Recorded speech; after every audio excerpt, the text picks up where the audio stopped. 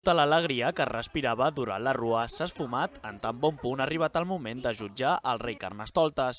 La posada en escena és tot un clàssic a la ciutat, però sempre s'incorpora alguna novetat en el guió i els gustos musicals dels personatges són molt actuals. Yo decidí que esta noche se sale con toda mi motomami, con toda mi carne a lo de pecha, a loca.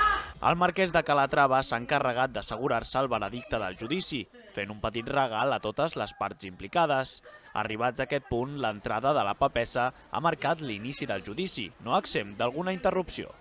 Oh, è pepperoni, è sin gluten, o sin lactosa, a la mierda pizza.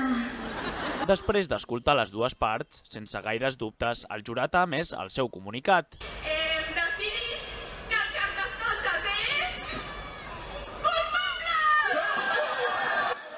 Ha estat en aquest punt quan han entrat els diables de Mollet, els encarregats de dur el Carnestoltes a la foguera.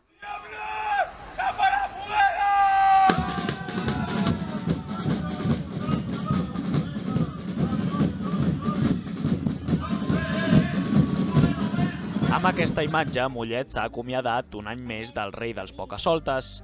Amb la silueta del Carnestoltes al foc, l'espectacle del judici s'ha acabat, però no abans sense fer un homenatge a la companyia Carnamolles, que és qui any rere any s'encarrega de donar vida a tots els personatges del Carnaval de Mollet.